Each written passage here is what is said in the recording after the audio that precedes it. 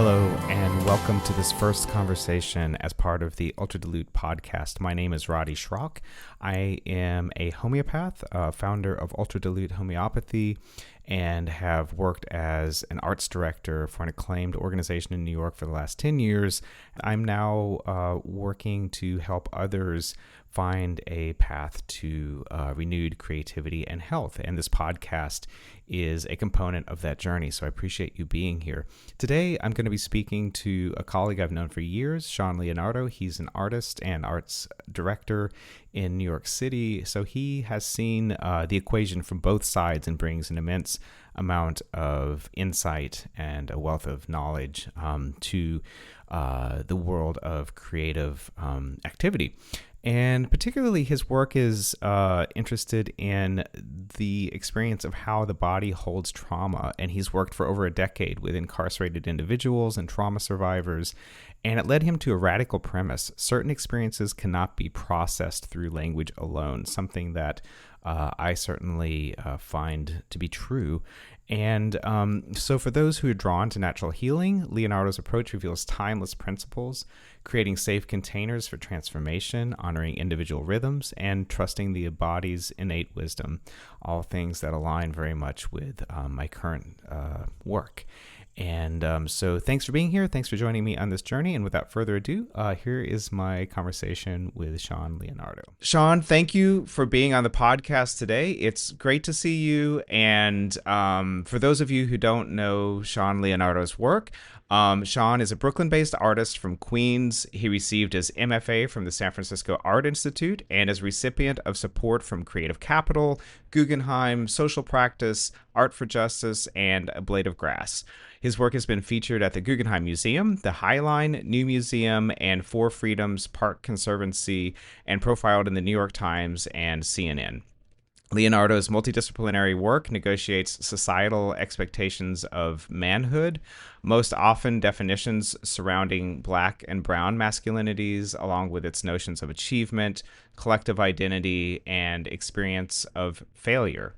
His performance practice is participatory and invested in a process of embodiment. And Shaun has recently rejoined Socrates Sculpture Park in Queens as co-director. So great to see you here today, and really appreciate you being open to talking about some of the larger questions around what it means to be healthy as a creative person, professionally, emotionally, physically. And I was really looking forward to this conversation with you because you're one of the few people I know who really, I think, have insight into both what it means to be a creative practitioner, as well as someone who is actively involved in the field as a leader, co-leader of an institution, and have just kind of seen what making a creative life, particularly in New York, entails from kind of every angle. And then I think further, the focus of your work is such that it provides insights that I'm really happy to explore further with you for the next hour or so. So again, really appreciate it. And I love starting every conversation on this show with this general question, and everyone has a different answer, obviously, but what is your first memory of art? Why don't we start there? I love this question, Roddy. And also, I just have to say on the record that I think you have the perfect voice for a podcast. Thank you. So I hope to match your tone and cadence in some successful way. One of these days, I'll figure out what I want to do when I grow up. So maybe this is part of it. So. Right on. So I'm going to take a sideways approach to your question here, because in asking my earliest, what comes up for me most is actually the lack of arts that I grew up with. Both my parents are immigrants to this country. My father is from Guatemala, my mother's from the Dominican Republic. And growing up in Queens, the most diverse nexus of the universe, And while I was around an incredible amount of culture, art with a capital A was not something that I was exposed to until much later on in life. I do have early recollections of attending the Queen's Museum, but specifically for the panorama exhibit as a small child, likely during elementary school visits.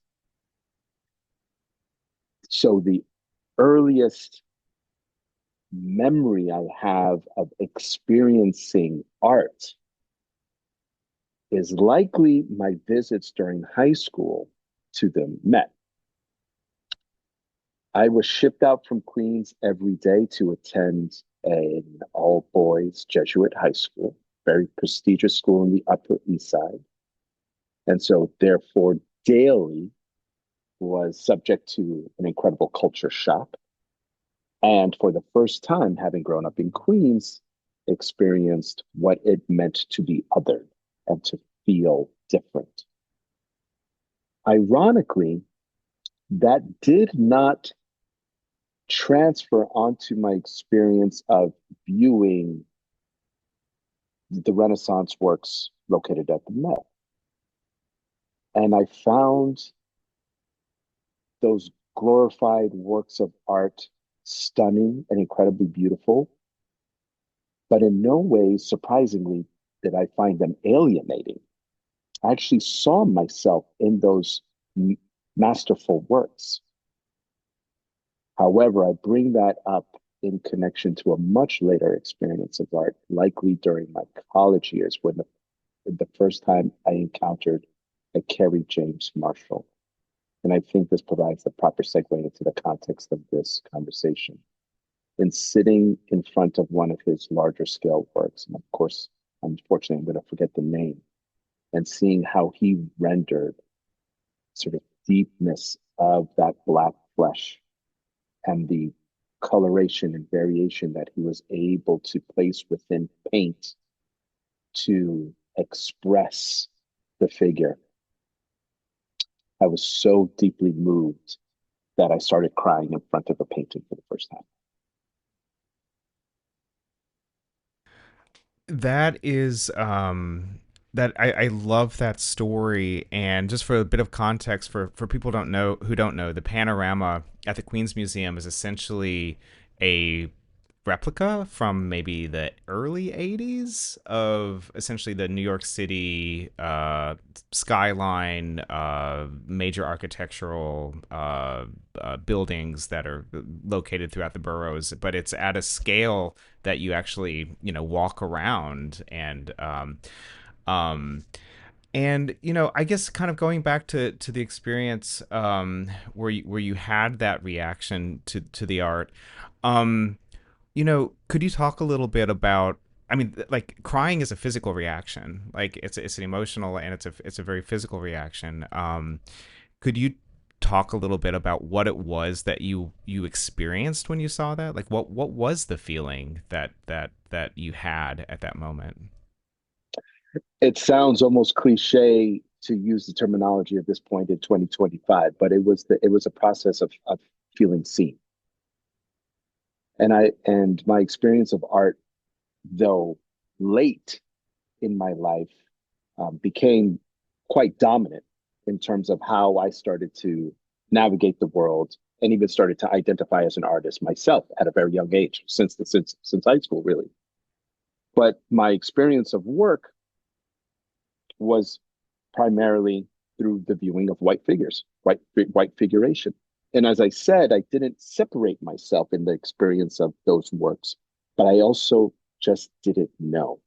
I just didn't know it was possible to capture the beauty and breadth of dark flesh and humanity in paint and in painting.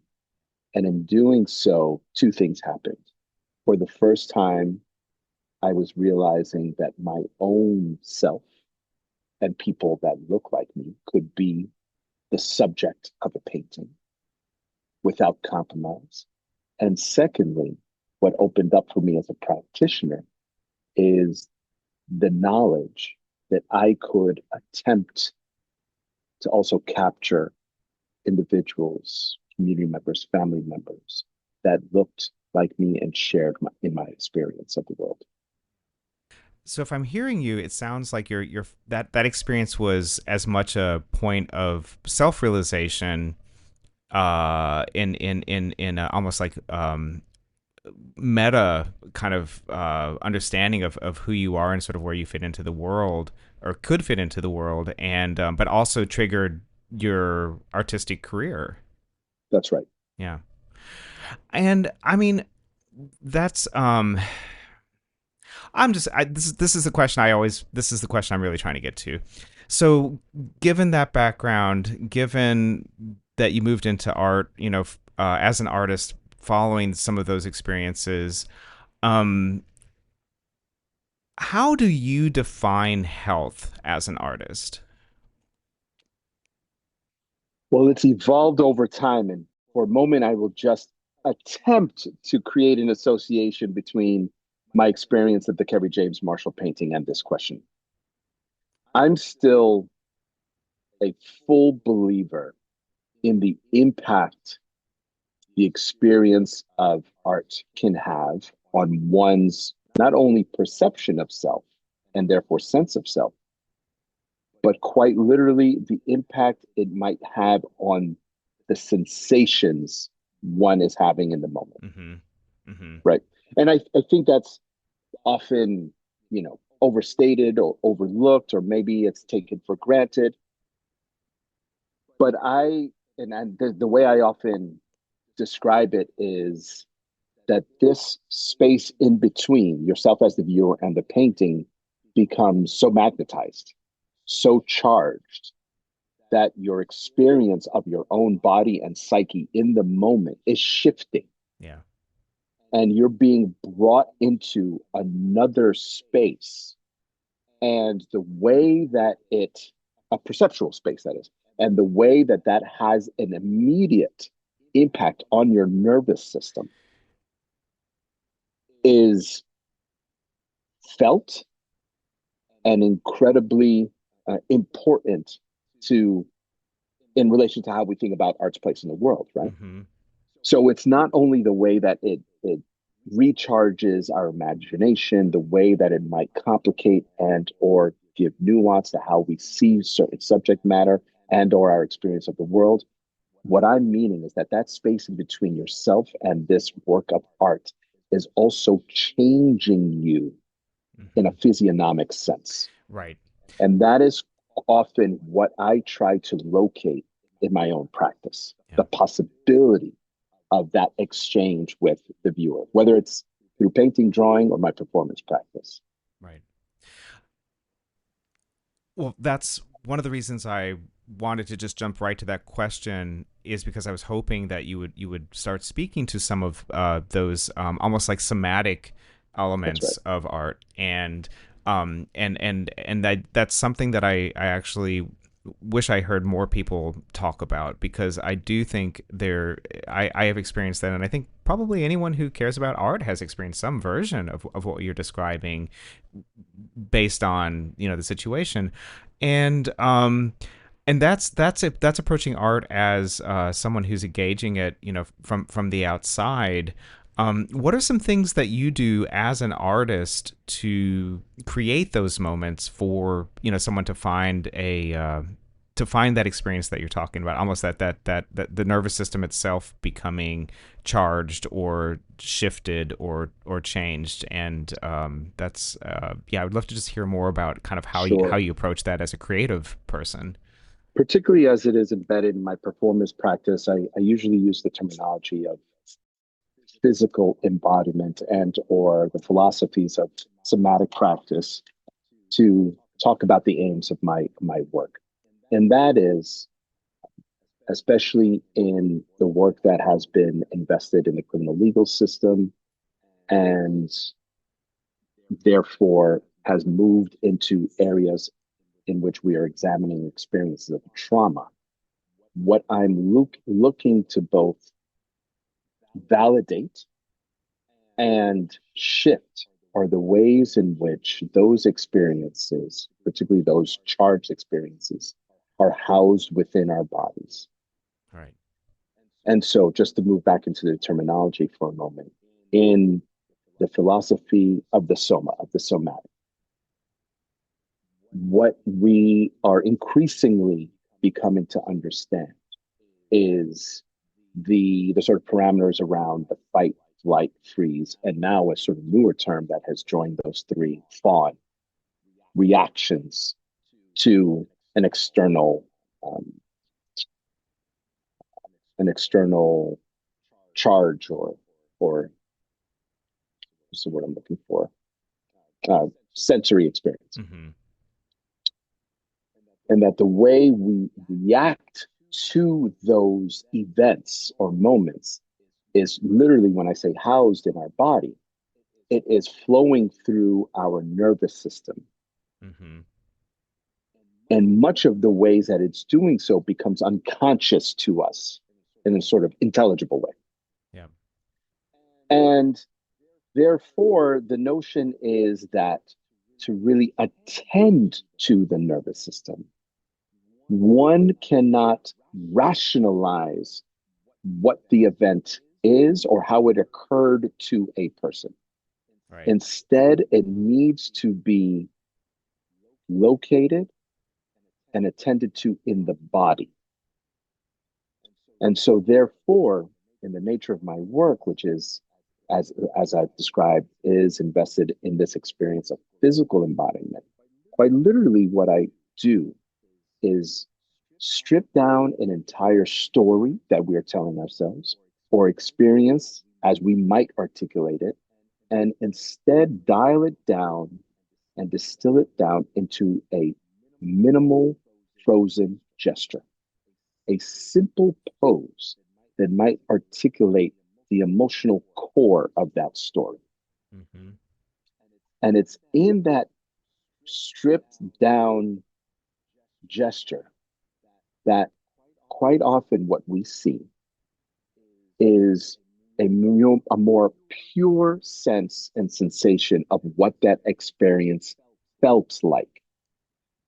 The argument being that there are certain types of experiences, particularly those that are loaded and clouded with trauma, that can't possibly be articulated through verbal language. And so, therefore, explaining the circumstances or flowing through verbal narrative as a way to try to understand that experience does not suffice. Right. Instead, we really have to see and analyze the impact that experience has had on one's body. And what I often say is like the choreography of that body, the way that we've learned to move and or shrink ourselves and or make ourselves big and or, you know, our movements that are meant to navigate the world in reaction to that thing that just happened to us. Yeah. And that is housed in our body in such a way that quite literally how we hold ourselves, how we might look at another individual, the ways in which we might shake another person's hand are all affected because we've modified and morphed ourselves into a version that must protect ourselves from the possibility of that future experience occurring again. Right. And so the clinical studies are now showing that in order to reset both the nervous system and even start to recreate pathways in the brain, that one must not only attend to their experience of those stories and sensations within the body, but also must do so in a caring environment. And that loving relationships will begin to reset and repattern how we hold ourselves and move in the world. Mm-hmm. I um I love what you're saying, and it raises so many thoughts and so many areas that I would love to just dig into more. But I think just as a kind of container of what you're saying, there's such a beauty to recognizing that humans are completely capable of change and of growth, and that the way that we approach the world does not have to be set in permanence, and that there are ways to repair and to heal and to come to a better relationship with the world and make our way in the world in a way that is better for ourselves as well as those that we encounter in the world. And I, listening to you, I'm thinking to myself, I mean, do you think of your art practice as a healing practice?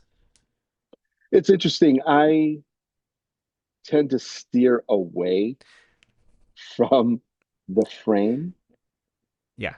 though, because I'm very understanding and therefore, um, you know, quick to define what my practice is not. Yeah. And those that have participated in my work have described it as therapeutic.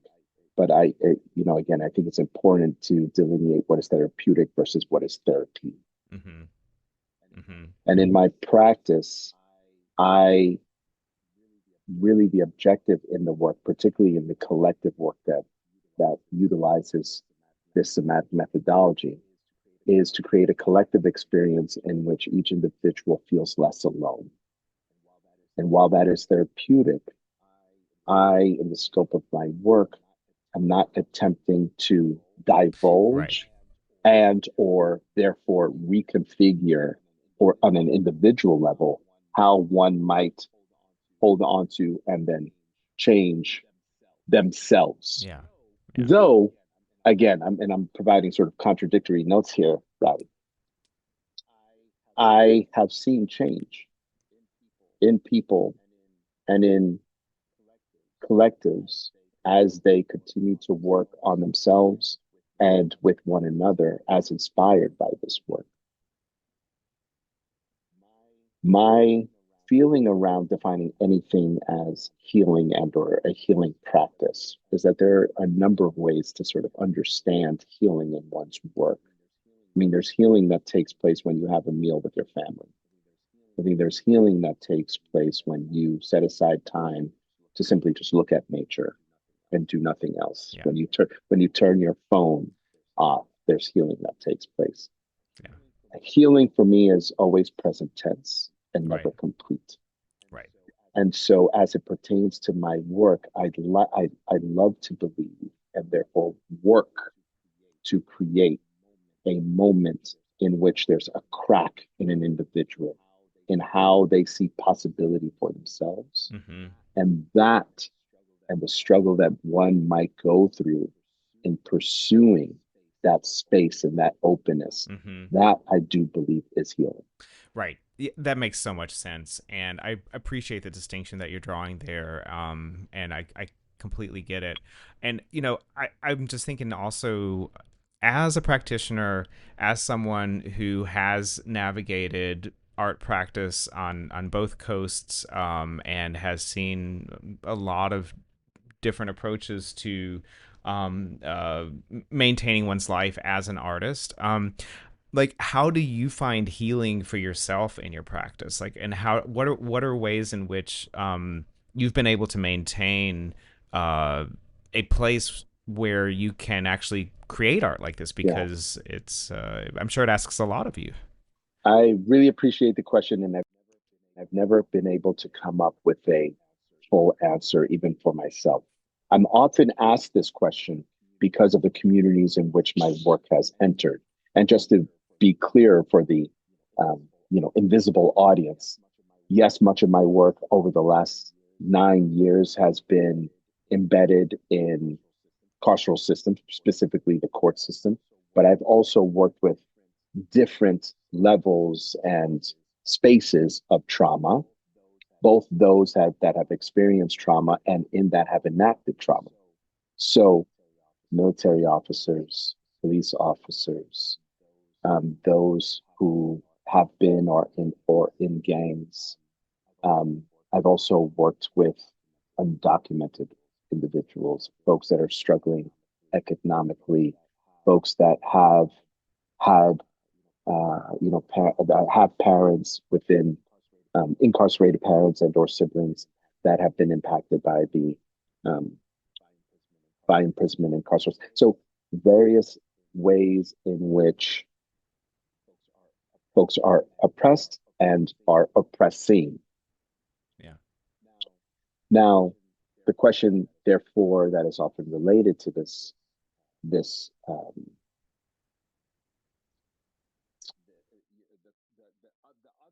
the other question beneath your question of how it is that I'm able to create healing for myself or the space to do this work is this belief or notion that the work always takes, and that because I'm around such a high level of emotionality and the depth of very difficult experiences, that I um, that I might be depleted, and that the work is often um, impacting my own nervous system in negative ways. That is all true.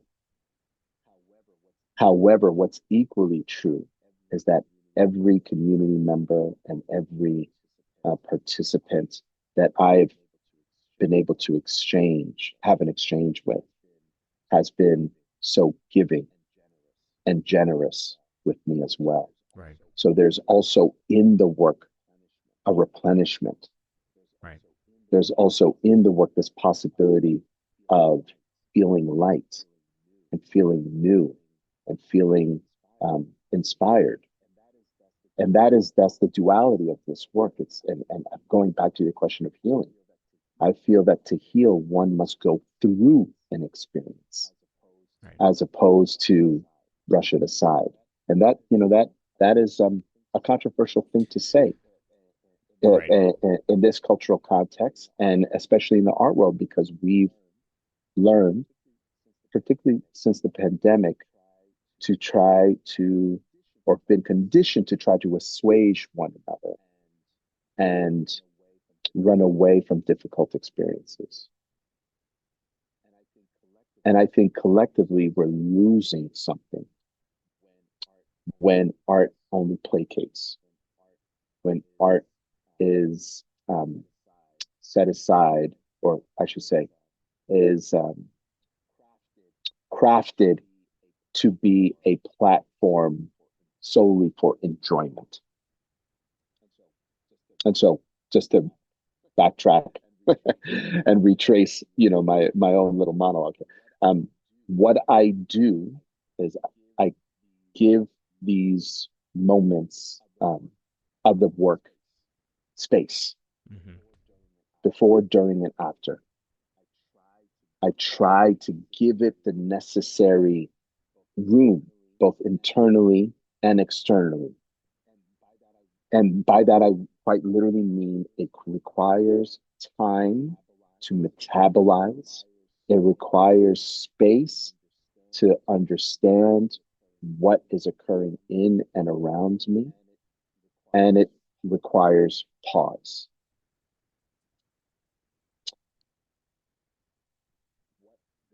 What the moments in both my artist and arts worker career when I have felt most depleted, most empty, is when I continued to work on the determination of someone else's rhythm and ambition and scale, for that matter. Mm-hmm. When I did not um, pay attention to my own necessary rhythms and my own ways of, and my own flow.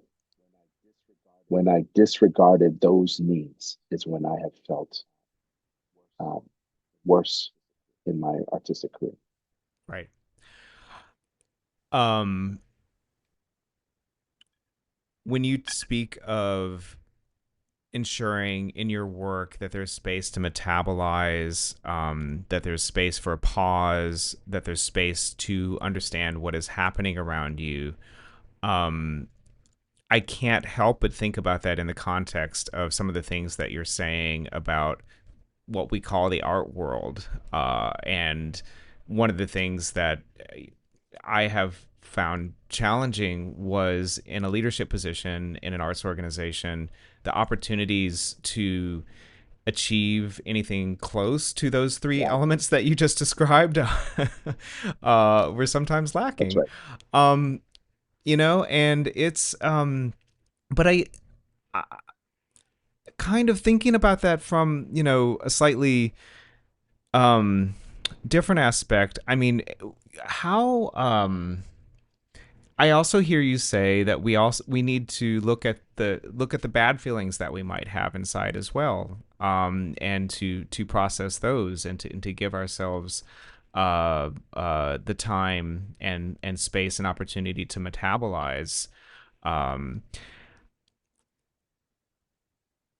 where do you think people in creative practice in the art world, as art workers, as artists, where do you see opportunity or where do you see positive movement for the field to be able to allow for a kind of healing, for lack of a better word? And I don't mean to Mm. put it in such grandiose phrases, but I just wonder kind of where you see momentum or opportunity for the field to kind of take care of itself better. Oh, I love that you've sort of directed this into a positive sense, but I will say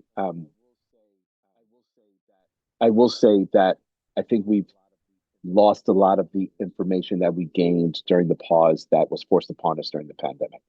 Can you say more?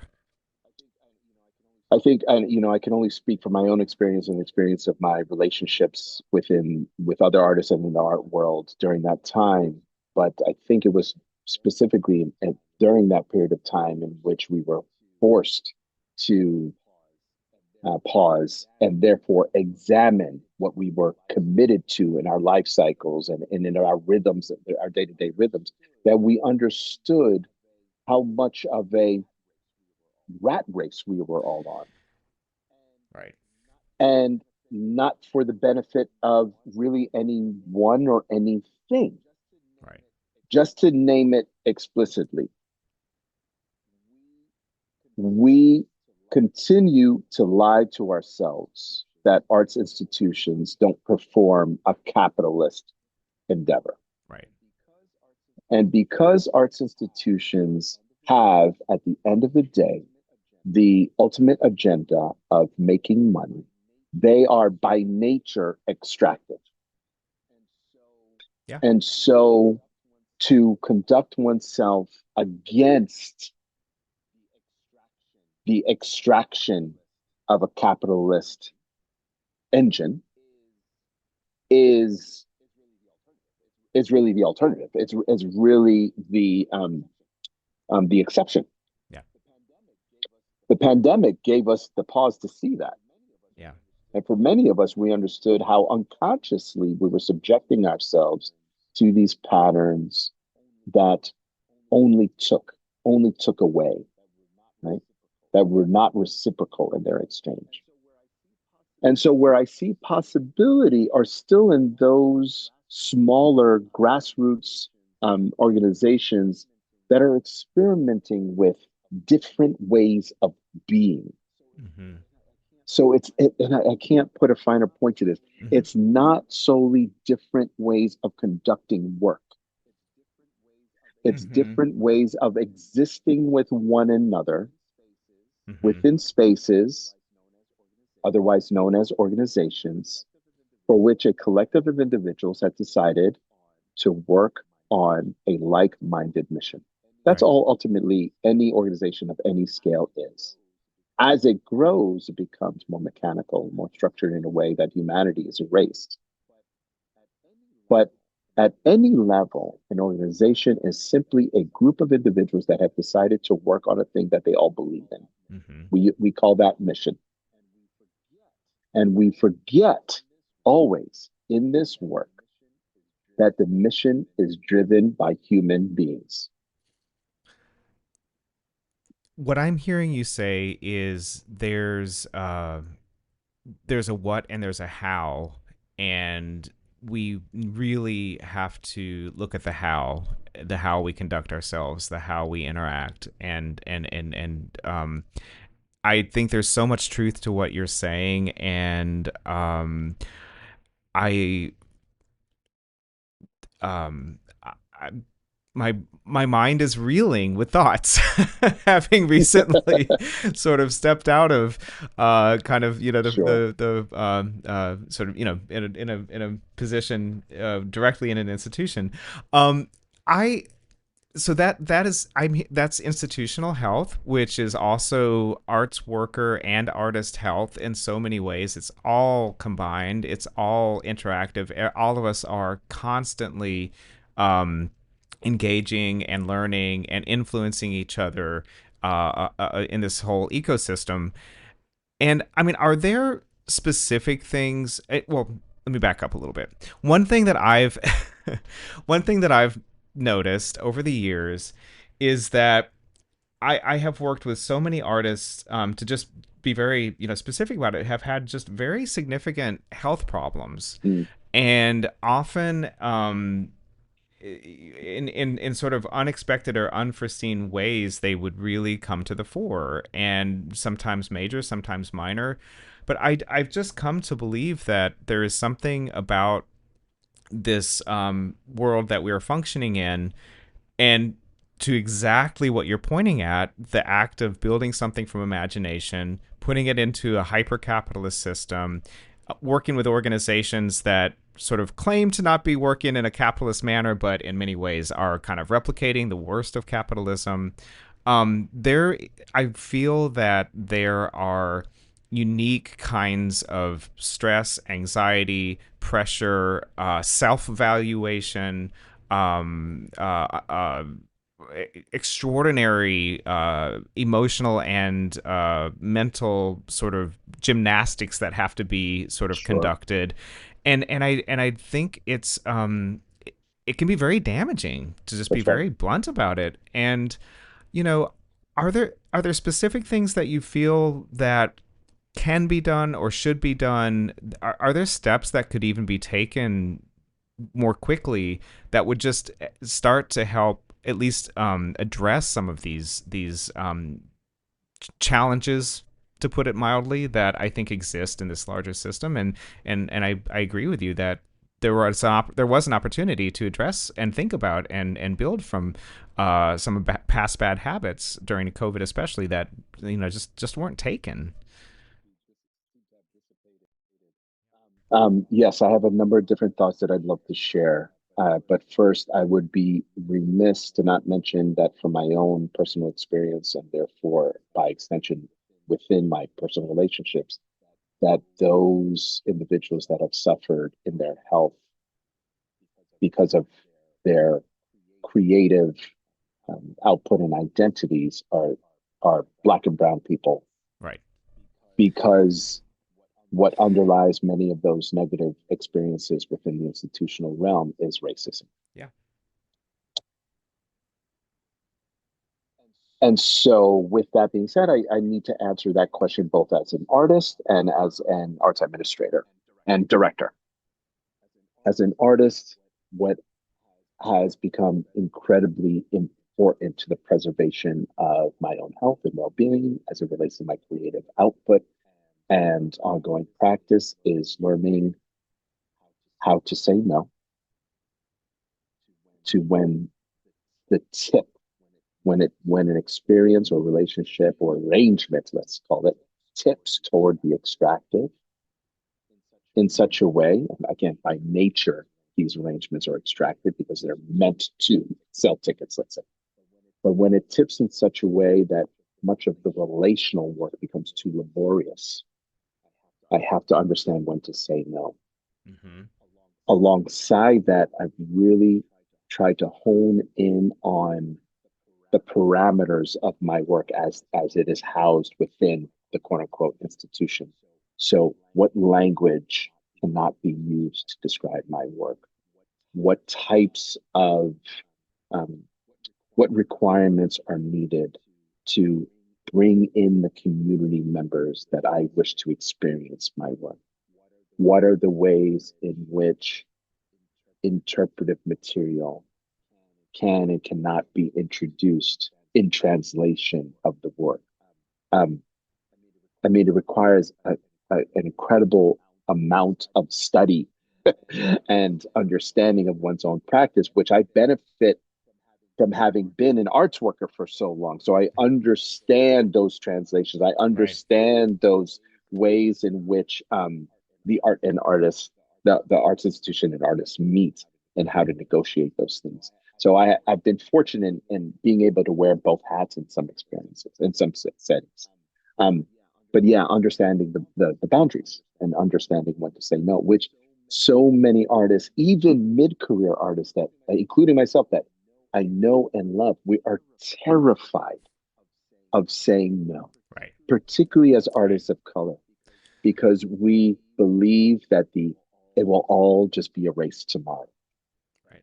that we will be removed from um, you know, the archives, that we will be forgotten within the visibility of contemporary practice, et cetera, et cetera. And again, and that is all. That's all um, what what's been ingrained in us through racism. Right. Yeah. That the power is such that we can disappear tomorrow. Now, from an arts administrator's perspective, and particularly as a director over the last whatever 5 or 6 years, what I've understood, and I'm sure you share this, Roddy, because our jobs are so dominated by fundraising, we never get to the policy and practice that might best uphold the health and well-being of the people, as I said, that are driving the machine.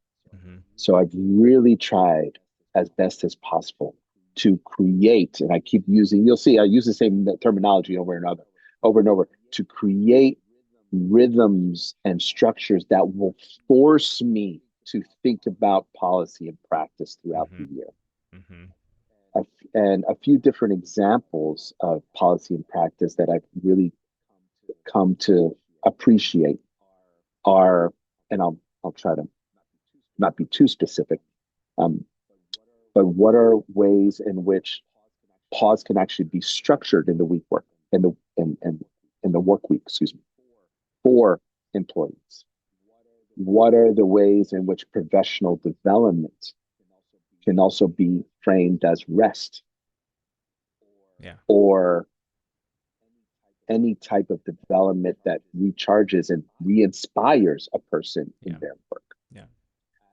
As in our dealings and workings and negotiations with artists, what are the ways in which a budget could be configured to attend to vulnerabilities or insecurities or lacks in a person's practice that may not be visible to them at the start? Yeah. What are the ways in which their human needs and their physical, mental, and emotional ability to carry out the work can actually be considered within the budget? Right. Like, these are the things that I try to kind of build into this policy work and practice work. I mean, that is huge. And I sometimes have worried in the past that there's been such an emphasis on professionalizing, quote unquote, arts organizations as well as artists. And essentially, what that means is introducing almost like corporate structures Sure. into the ways that people function. And I feel like there was such an emphasis put on that in the last, 30 years, 20 years, I guess, that some arts organizations have really struggled to find that human rhythm and to go back to reminding ourselves that this is a creative endeavor at the end of the day, and it involves people. And I will say, the pressure to fundraise and that drive for oftentimes for survival, Yeah. it has a way of it does have a way of really creating a very narrow vision of what organizational leadership can look like. And one of the things I have always enjoyed in talking to you about is you're always pointing to ways to kind of get out of that and to open up the aperture and to think bigger and to think new about structures that could be, put into place. And I just, I appreciate that. It's it's a real it's a conundrum, It and is. a problem has a solution. A conundrum, a predicament, sometimes it's hard to see the It's solutions. far more complex. That's right. And I will say that, and let me offer what might sound like a contradictory note here. We've been so acculturated or conditioned with this idea of showing up to work as one's full self that I think from an administrative point of view, many organizations of every size are really struggling to understand what that means, Yeah. first. Oh yeah. And secondly, how to manage expectations of our shared humanity in the workplace. And what I will say to anyone listening is I have found, as difficult as it is to allow people to spill out in the workplace and still get work done, that providing the appropriate container, and by that I mean practices and policies that give these spaces shape for how someone can share, how someone can be vulnerable, how someone can can express all the vulnerabilities in life and still yet try to get the work done Yeah. Yeah. is the thing that will allow an organization to thrive. It's when there are not these parameters, it's when there are not these policies Yeah. and practices that allow, or at the very least, consider an employee as a human being, is Yeah. when things get messy. Yeah. I hear you. And I mean, that also brings me to something else that I've has been, something I've thought about a lot is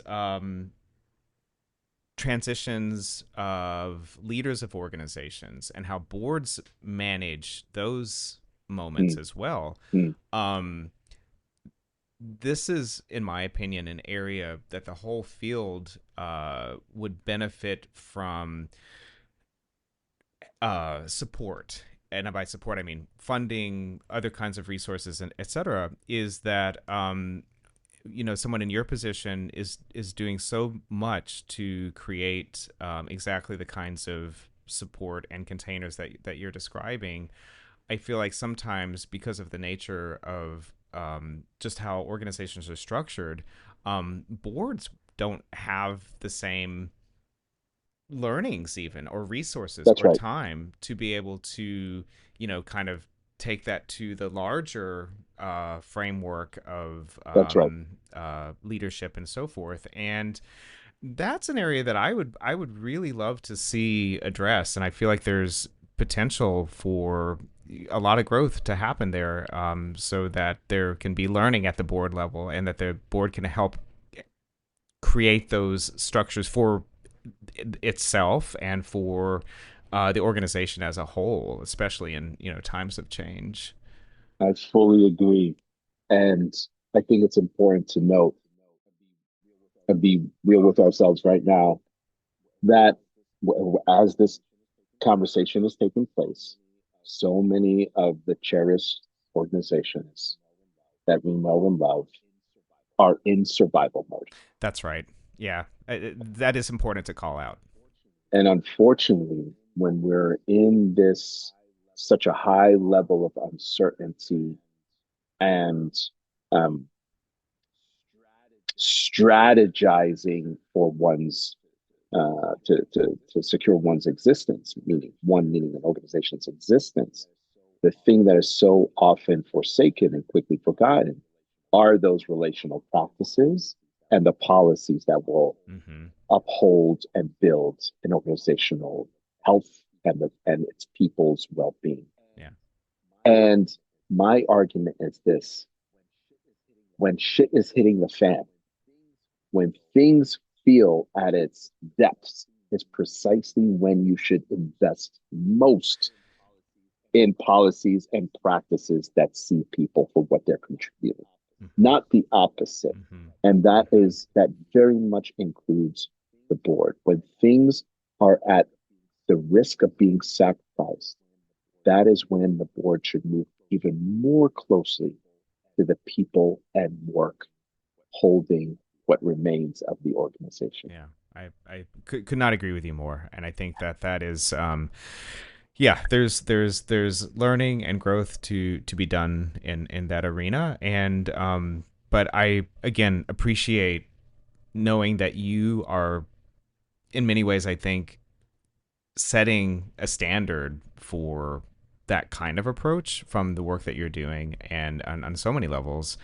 And now back to you as an Sure. artist, pulling out of the trenches of nonprofit life. Um, could you talk a little bit about what is exciting you as an artist now? What are you working on? What are you thinking Hmm. about? Where is the next for Oh, you? thank you for that. Well, I'm gonna answer that in two ways. I'm reaching the age of 46, and I think that is firmly middle age. I can I confirm. believe Yes, yes, it is. something that I've heard and noted in other artist friends of a similar or older age, and I should say that I've been I've been at the benefit of most of my artist relationships being with folks that are slightly older than I. So I have received quite a bit of mentorship and knowledge throughout the years, and I think that has, in and of itself, allowed me to secure and sustain myself in my practice. Hmm. Is the community of artists that have continued to pull me forward. Hmm. Um, but to back up, there's an interesting thing that I think that happens to artists at this age, in which they start reviewing their entire career. And I don't want to, Well, not in relation to like estate planning or anything like that, yeah, but yeah. there are certain like cyclical occurrences happening in my work in which bodies of work that I created a decade ago, or if not earlier, are resurfacing. Hmm. And in my case, much of that is to re-examine how that work fits then in the culture, in the broader culture, and how that has shifted since. Right. And then even more personally, what have I learned and what has changed in myself in re-embodying that work. So what I'm seeking is how I've evolved in revisiting this aspects of my older practice, and that has been true in revisiting much of the early, very physical lucha libre work. Yeah. Football, American football, has resurfaced both as a subject, but also as a personal experience that I'm divulging um, in once again and really more deeply through a different set of questioning. I had that, having played football for over 10 years of my life, starting at the age of 11. And then outside of that, you know, really thinking about how holistically the practice must evolve. But in doing so, really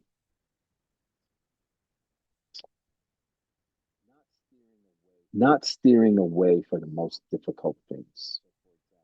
And so, for example, this methodology of physical embodiment and somatic practice that I was describing earlier, I have an opportunity in less than a month to go to Istanbul for an exhibition in which I've asked to specifically work with male identified bodies that believe they hold power and or authority Hmm. to examine their experiences of anger. Hmm. And similarly with the football work, part of the questions that I'm asking are um, how is it that with so much knowledge around the suffering of such a sport, that there seems to be not only an higher popularity of the sport, but a reinvigoration of men's participation in the gladiatorial arena. Like, what is that? And there's a sort of cultural perspective, a socio-political perspective. There's so many ways in which examining what men experience, what they fear, what they're attempting to hide is particularly poignant in 2025. And I think for that reason, a lot of this older work is coming back to me. Right. But I think what's important for me is that in doing so, in asking these questions and re-examining my own practice, that it allows me to go deeper and ask harder questions. Right. Isn't that cool to be old enough to think of your work in decades? I think that's kind of awesome, actually. You know, like what a treat to be able to go back and think. So, Well, I yeah. often, gosh, who was I listening to earlier today? And not to start a move to a more negative, um, more negative perspective or connotations, but often, often what I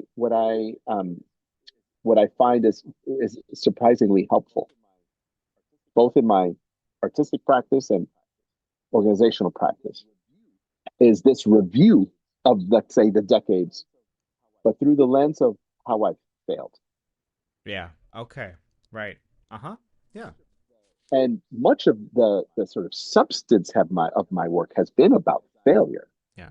As I've particularly in my early career, I mean, you read my bio. It's all about the experiences of failure. It's how we chase these ideals and these constructs. In my case, specifically surrounding manhood, and where we both personally, on a community basis and on a societal basis, fall short.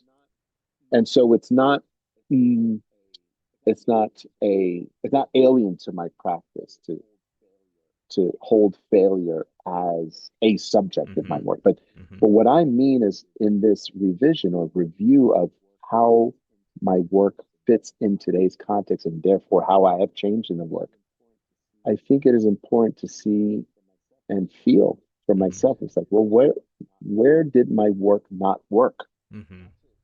Mm-hmm. Not to carry the burden of Yeah. societal change on my practice, but it allows me to learn something from Yeah. my own work to see like, well, is there a way the intentionality can be communicated more differently? Is there a way that I can go deeper on a community level? Is there a way in which change can be configured within the work in such a way that it has more sustainability? Mm-hmm. I think these are good questions, even if it leads to a more depressive emotional state. I love it. I love it. I think that's a very appropriate and actually positive note to leave things on, because I think at the end of the day what you're describing is a very positive activity. You're saying like let's look at this, and growth is always a positive activity, even when it's not Agreed. easy. And so well, again, thank you. It's always a pleasure to hang out with you, to chat, just to learn about what you're seeing in the world, and it's just such a interesting moment in the evolution of arts organizations, and kind of the artistic trajectory in general. Just it feels like a really great opportunity to just catch up and check in, and now that I'm a little bit outside the ring, it's also satisfying to just kind of learn like what's on everyone's mind. What are they talking about these days? So Thanks for throwing in the ring metaphor. I I appreciate that. it's And I it really seems enjoyed like the it fits. conversation. That's right. And thank you for the So conversation. I really appreciate that as well. absolutely, absolutely, and good to see you.